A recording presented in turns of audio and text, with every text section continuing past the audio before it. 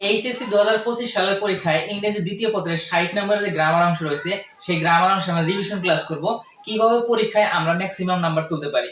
আজকে তারই ধারাবাহিকতা প্রিপোজিশন নিয়ে আলোচনা করব।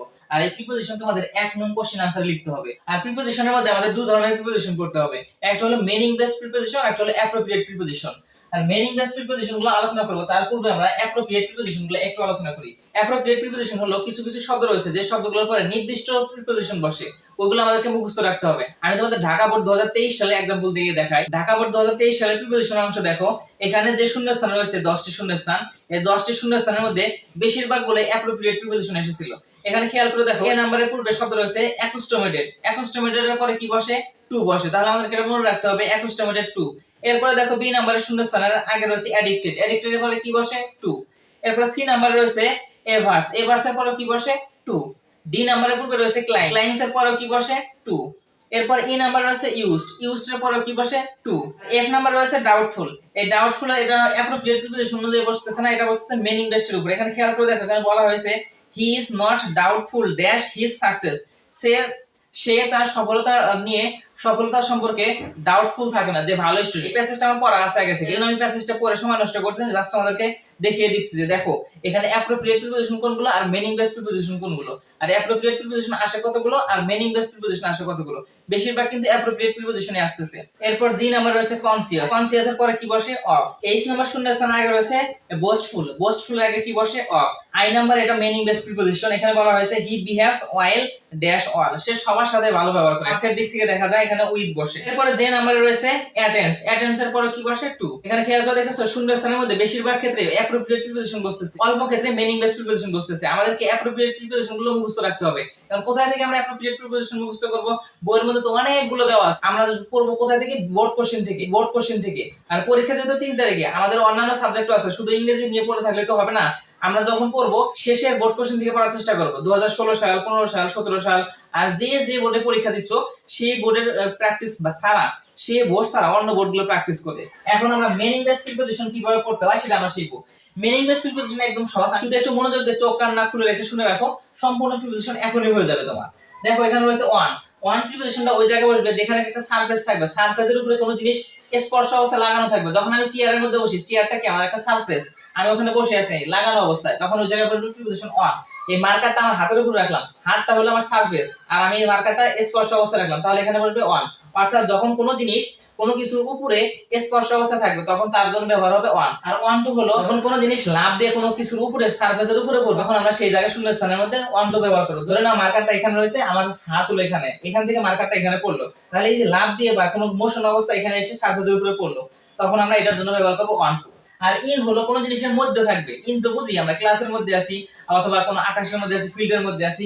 ইন দ্বারা সাধারণত আংশিক খোলা কোনো জিনিসের মধ্যে থাকবো, কিন্তু সেখানে আংশিক খোলা বা সম্পূর্ণ অংশ খোলা বোঝাবে। যেমন ধরো আমি এখন ক্লাসরুমের মধ্যে আছি, ক্লাস নিতেছি, আমার এখানে জানলা খোলা রয়েছে, দরজা খোলা রয়েছে, এটা আংশিক খোলা। অথবা আমি যদি মাঠের মধ্যে থাকি, মাঠের মধ্যে সম্পূর্ণ অংশ খোলা, মানে কোনো দিক থেকে ঢাকা অবস্থায় আছি না, সম্পূর্ণ অবস্থায় খোলা থাকি। অথবা পাখি আকাশের মধ্যে ওড়ে, আকাশের মধ্যে যে ওড়ে পাখিগুলো কি কোনো কিছুতে ঢাকা অবস্থা থাকে না, এই জন্য আমরা বলি বার্ডস আর ফ্লাইং ইন দ্য স্কাই, আকাশ সম্পূর্ণ মুক্ত অবস্থা বা খোলা অবস্থা রয়েছে। আর ইনটু হলো যখন আমরা কোনো কিছুর মধ্যে মোশন করে ঢুকবো, যেমন ধরো আমি ক্লাসের মধ্যে আছি, ক্লাসের মধ্যে কোনো একটা স্টুডেন্ট আসলো, এই স্টুডেন্ট সে মোশন করে ক্লাসের মধ্যে ঢুকলো, তখন আমরা তার জন্য ব্যবহার করবো ইনটু। তুমিও ধরো তুমি বাইরে রয়েছো, বাইরে থেকে ঘরের ভিতরে ঢুকবে, রুমের ভিতরে ঢুকবে, তখন তুমি মোশন করে রুমে ঢুকতেছো, তখন ব্যবহার করবা ইনটু। অর্থাৎ মোশন করে যখন কোনো কিছুর দিকে ঢোকা হবে, তখন আমরা তার জন্য প্রিপোজিশন ব্যবহার করব ইনটু। আর টু ব্যবহার হবে যখন আমরা কোনো দিকে, কোনো দিক নির্দেশনার দিকে বোঝাবো যে হ্যাঁ এই দিকে যাবে। যেমন আমরা চিঠির মধ্যে লিখি ফ্রম, আমার থেকে যাচ্ছে, টু কার দিকে যাচ্ছে? রফিকের দিকে যাচ্ছে। আমি ধরে না শফিক, আর যাচ্ছে চিঠিটা কার কাছে? রফিকের কাছে। তো শফিক হলো ফ্রম, আমার কাছ থেকে যাইতেছে, আর যার দিকে যাইতেছে একদম নির্দিষ্ট দিক, পাইপলাইন একদম স্ট্রেট, যে তার কাছে চিঠিটা যাবে, তখন আমরা তার জন্য ব্যবহার করব টু। টু ওয়ার্ডস হলো, এটা হলো টুর একটু বিপরীত। যদি আমি বলি যে আমি স্কুলে যাই, তখন কি লিখবো? আই গো টু স্কুল, আমি স্কুলে যাচ্ছি। কিন্তু স্কুলের কথা বলে আমি যদি স্কুলে না যাই, অন্য কোথাও বন্ধুদের সাথে ঘুরতে যাই, তখন সেই জায়গায় ব্যবহার হবে টু ওয়ার্ডস। তখন আমি বলবো আই গো টুয়ার্ডস স্কুল, অর্থাৎ আমি নির্দিষ্ট যখন দিশায় যাব, নির্দিষ্ট দিকে যাব, যেটার কথা বলে আমি বাসা থেকে বের হইছি, কাজের জন্য বের হইছি, ওই জায়গায় পৌঁছাবো, তখন আমি প্রিপোজিশন ব্যবহার করব টু। আর যখন আমি নির্দিষ্ট কাজ বা নির্দিষ্ট জিনিসের কথা বলে বের হলাম, কিন্তু ওই জায়গায় না গিয়ে অন্য জায়গায় গিয়ে আড্ডাবাজি করলাম, তখন আমরা তার জন্য ব্যবহার করব টুয়ার্ডস। আর ওভার হলো প্রিপোজিশন, আমাদের কোনো কিছু যখন উপরে, মাথার উপরে মোশন অবস্থায় ঘুরবে বা চলবে, তখন আমরা তার জন্য ওভার ব্যবহার করব। যেমন আমাদের মাথার উপরে এখন ফ্যান ঘুরতেছে, ফ্যানটা কি আমাদের মাথার উপরের সাথে লাগানো আছে? না। যদি লাগানো থাকতো, স্থির অবস্থায় থাকতো, তখন কি ব্যবহার করতাম? অন। যেহেতু আমাদের মাথার সাথে লাগানো নাই, স্থির অবস্থায় নাই, মোশন অবস্থায় ঘুরতেছে, এজন্য আমরা ফ্যানের জন্য কি ব্যবহার করব? ওভার। অথবা পাখি যদি মাথার উপর দিয়ে উড়ে যায়, সেও তো মোশন অবস্থায় উঠতেছে, আমাদের মাথার সাথে লাগানো নাই, তার জন্য ব্যবহার হবে ওভার। এরোপ্লেন আমাদের মাথার উপর দিয়ে যায়, হেলিকপ্টার মাথার উপর দিয়ে যায় মোশন অবস্থায়, তার জন্য আমরা কি ব্যবহার করব? ওভার। আর অ্যাবভ হলো যখন মাথার উপরে স্থির অবস্থায় থাকবে। আমার মাথার উপরে এখন ছাদ রয়েছে, ছাদটা কি এই মোশন অবস্থা রয়েছে, ঘুরতেছে, নাচানাচি করতেছে? না, স্থির অবস্থা রয়েছে। এর জন্য আমরা যখন কোনো কিছু স্থির অবস্থায় থাকবে মাথার উপরে, তখন আমরা তার জন্য অ্যাবভ ব্যবহার করব। যেমন আকাশ, আকাশ কি আমাদের মাথার উপরে স্থির অবস্থায় নাই?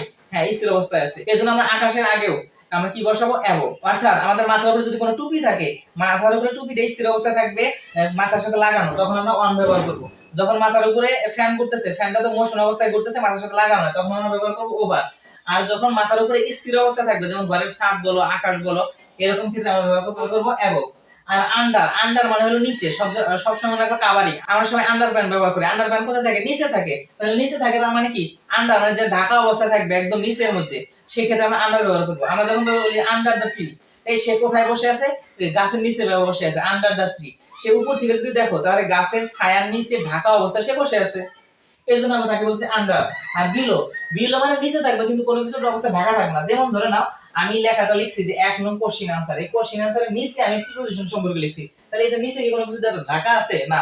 যখন এরকম ভাবে শুধু বুঝাবে যে নিচে আছে, নিচে লেখা দেখো, নিচে কোনো কিছু রাখা আছে, যেমন ধরো এই হোয়াইট বোর্ডের নিচে আমি মার্কার রাখলাম, তাহলে এই হোয়াইট বোর্ডের নিচে মার্কার আছে, এটা কি কোনো কিছু দ্বারা ঢাকা বোঝাচ্ছে? না, শুধু এমনি নিচে বোঝাচ্ছে। যখন এমনি নিচে বোঝাবে, তখন আমরা বিলো ব্যবহার করব। আর যখন কোনো কিছু দ্বারা কভার আপ করা থাকবে, ঢাকা থাকবে, তখন আমরা আন্ডার ব্যবহার করব। আর এই বিসাইড শব্দটা হলো পাশে। যখন ধরে নাও যে দুই বন্ধু একসাথে বসে আছে, তার মানে এক বন্ধু আরেক বন্ধুর পাশে বসে আছে, তাহলে আমরা কি বলতে পারি? He said beside his friend. তাহলে একজন বন্ধু আরেকজন বন্ধুর পাশে বসে আছে। যখন আমরা বলবো যে না, বিসাইড, একজন বন্ধু আরেক বন্ধুকে ছাড়া বসে আছে, তখন এই বিসাইড হবে, তখন কিন্তু বিসাইড।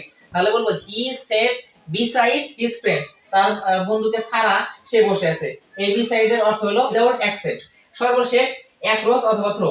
অ্যাক্রস হলো ধরুন এটা একটা রাস্তা, এই রাস্তা আমি এই পাশ দিয়ে যেতে পারবো, এই পাশ দিয়ে যেতে পারবো, এই পাশ দিয়ে যেতে পারবো, যে কোনো পাশ দিয়ে খুশি আমরা যেতে পারবো, তখন আমরা এর জন্য অ্যাক্রস ব্যবহার করব। কি ব্যবহার করব? অ্যাক্রস। আর যখন আমাদের একটা ধান ক্ষেত থাকবে, ধরো এটা নাও ধান ক্ষেত, এই ধান ক্ষেতের মাঝখানে এই যে নির্দিষ্ট একটা আইল আছে, আমি চাইলে কিন্তু এখান থেকে যেতে পারবো না, চাইলে কিন্তু এদিক দিয়ে আসতে পারবো না, এদিক দিয়ে আসতে পারবো না। এই যে নির্দিষ্ট যে একটা রাস্তা আছে, যখন এই নির্দিষ্ট রাস্তায় যেতে হবে, তখন আমরা এখানে থ্রো ব্যবহার করব। কথা কি ক্লিয়ার?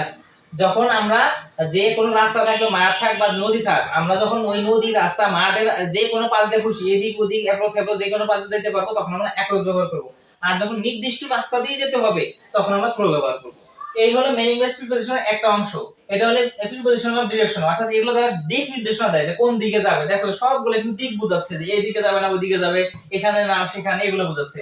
আর একটা হলো টাইম। টাইম একদম সহজ, খেয়াল করে দেখো, আমাদের টাইম কয়েকটা জায়গায় দেখতে পারি। টাইম আর সময় আমরা দুই জায়গায় দেখতে পারি, একটা হলো ঘড়িতে আর একটা হলো ক্যালেন্ডারে। যতগুলো ঘড়ি রয়েছে, ঘড়ির কাঁটার মধ্যে আমরা তিন ধরনের সময় দেখতে পাই, একটা হলো ঘন্টা, একটা হলো মিনিট, একটা হলো সেকেন্ড। আর ঘন্টা, মিনিট, সেকেন্ড যা কিছু থাকুক না কেন, তারপর আমরা কি বসাবো? অ্যাট। শেষ।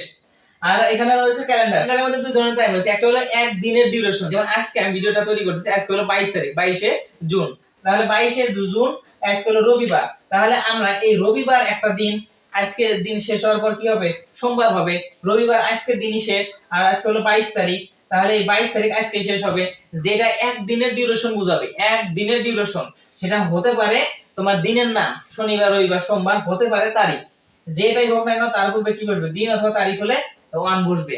আর এক দিনের ছাড়া যে কোনো হোক, সপ্তাহ হোক, মাস হোক, বছর হোক, তার আগে বসবে ইন। প্রিপোজিশন অফ প্লেসের মধ্যে দুইটা জিনিস মনে রাখবে, একটা হলো নির্দিষ্ট এলাকা, তার জন্য ব্যবহার হবে অ্যাট, আর বিশাল এলাকা হলে ইন। ধরে নাও তুমি কফি শপে আছো, তখন তার জন্য কি ব্যবহার করবা? At. I am at coffee shop. তুমি ধরো হসপিটালে তোমার বন্ধুকে দেখতে গেছো, তখন তোমাকে জিজ্ঞেস করে তুই কোথায় আছো, তুমি তোমার পিন পয়েন্ট লোকেশন চাইছে, তখন তুমি কি বলবা? যে আই অ্যাম অ্যাট হসপিটাল, আমি হসপিটালে আছি। তুমি যখন নির্দিষ্ট করে তোমার ঠিকানা বলবা যে তুমি এখন এক্স্যাক্টলি কোথায় আছো, তখন তার জন্য এট ব্যবহার করবে। তোমরা ফেসবুকে যখন স্ট্যাটাস দাও যে আই অ্যাম অ্যাট, এরপরে কিন্তু অমুক জায়গার নাম সার্চ করে যখন দাও, তার আগে কিন্তু একটা অ্যাট লেখা থাকে, অর্থাৎ তুমি ওই নির্দিষ্ট এলাকায় আছো। যখন নির্দিষ্ট এলাকায় বোঝাবে, তখন তার জন্য অ্যাট ব্যবহার করবা। আর যখন বিশাল এলাকা বোঝাবা, যেমন তুমি এখান থেকে ঢাকায় আছো, ঢাকায় যাওয়ার পর যখন জিজ্ঞেস করো তুমি কোথায় থাকো, তুমি যখন নির্দিষ্ট করে বলতে যে আমি থাকি অমুক জায়গায়, তখন তুমি এক বসায় দেয়। কিন্তু তখন তোমার তো এক বসে তোমার এলাকা তো চিনবে না, তোমার এলাকা তো তোমার ওই ঢাকার লোক চিনবে না, তখন তোমার ডিভিশন বলতে হবে অথবা তোমার ডিস্ট্রিক্ট বলতে হবে। যখন ডিভিশন বা ডিস্ট্রিক্ট বলবো তখন কি তোমার এই এক বললে হবে না, বিশাল লেখা, তখন আমাদের ইন বসাতে হবে। প্রিপোজিশন রিভিশন করবে তখন তোমরা প্যাসেজটা একবার ভালো করে পড়ে নিবে, মেইন কনটেক্সটটা বুঝবে, মানে ওভারঅল মানেটা বুঝবে। তারপরে সেকেন্ড কাজ হবে তোমাদের যে শূন্য স্থান রয়েছে ওই শূন্য স্থানের আগের শব্দ আর পরের শব্দ দেখে দেখে পড়বে। কিভাবে পড়বে? যেমন ধরো ঢাকা বোর্ডের এই প্যাসেজটা আমি সলভ করব, এখন কিভাবে পড়বো? ঢাকা বোর্ডের প্যাসেজটা আমি একবার পড়ে নিব, ওভারঅল মানে বুঝলাম যে এখানে কি সম্পর্কে বলছে, এখানে একটা ভালো স্টুডেন্ট কিভাবে পড়াশোনা করে, কিভাবে তার সফলতা নিয়ে সন্দেহপূর্ণ থাকে না, এগুলো আমি বুঝলাম। এখন আমি পড়বো যে এই শূন্য স্থানের আগের শব্দটা কি আছে আর শূন্য স্থানের পরের শব্দটা কি আছে। শূন্য স্থানের আগের শব্দ অনুযায়ী প্রিপোজিশন যদি বসে তাহলে সেটা হবে অ্যাপ্রোপ্রিয়েট প্রিপোজিশন। আমি তখন শূন্য স্থানের আগের শব্দের সাথে আমার যে আনসার শিট রয়েছে আনসার শিটে যা লেখা আছে আমি এটা এখানে লিখে দেবো, যেমন অ্যাকোস্টোমেটেড টু পেন্সিল দিয়ে লিখবো যাতে করে পরবর্তীতে মিশাইতে পারি। এভাবে আমি প্রত্যেকটাই শূন্য স্থানের আগের শব্দ আর পরের শব্দ দেখে শূন্য স্থানে যে প্রিপোজিশনটা বসবে সেই প্রিপোজিশনটা লিখে দিব।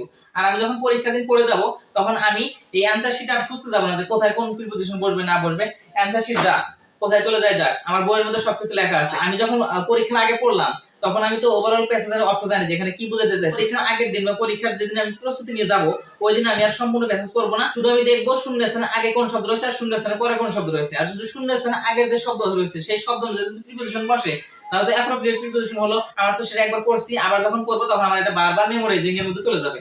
আর যদি দেখি যে না মেইন ইংলিশ প্রিপোজিশন হলো তখন আমি শূন্য স্থানে আগের শব্দ আর পরের শব্দ এই শব্দ মিলে এই যে একটা অর্থ দিচ্ছে সেই অর্থ অনুযায়ী আমি প্রিপোজিশনটা বসিয়ে দেব। এইভাবে তোমরা প্রিপোজিশনগুলো প্র্যাকটিস করবে, যত তুমি বোর্ড কোশ্চেন প্র্যাকটিস করবে তোমার কনফিডেন্স তত বেড়ে যাবে। এই ছিল প্রিপোজিশন একটা ক্লাস, যে ক্লাসে আমরা কিভাবে প্রিপোজিশন পড়বো, বোর্ড কোশ্চেন প্র্যাকটিস করব, আর এই মিনিং বেস প্রিপোজিশন কিভাবে বসবে আর অ্যাপ্রোপ্রিয়েট প্রিপোজিশন কোথা থেকে পড়তে হবে সবকিছু আলোচনা করলাম। তোমরা এখন কি করবা? এরকম ভাবে তোমাদের কাছে যে বইটা আছে বইটা খুলবা, বইটা খুলে তোমাদের যে বোর্ড কোশ্চেন রয়েছে, মডেল টেস্ট রয়েছে, মডেল টেস্টও দেখতে পারো অথবা বোর্ড কোশ্চেন দেখতে পারো। এই বোর্ড কোশ্চেন থেকে তোমরা প্রিপোজিশনে যাবা, প্রিপোজিশনে গিয়ে তোমরা এই প্রিপোজিশনগুলো সলভ করার চেষ্টা করবে। কিভাবে সলভ করো তোমাদের দেখিয়ে দিয়েছি, এরকম ভাবে সলভ করো। আর যদি কোনো সমস্যা হয় আমাকে ইমিডিয়েটলি জানাও, আমি কয়েকদিন খুব অ্যাক্টিভ রয়েছি তোমাদের জন্য অনলাইনে। তোমাদের আমি কমেন্টে যদি অ্যানসার দেওয়া সম্ভব হয় অবশ্যই অ্যানসার দিবা। আর যদি দেখি না কমেন্টে অ্যানসার দিয়ে তোমরা পরিপূর্ণ স্যাটিসফাইড হবে না, ভিডিও লাগবে, তখন আমি তোমাদেরকে ভিডিও আকারে তোমাদের কমেন্টের অ্যানসারগুলো দিব।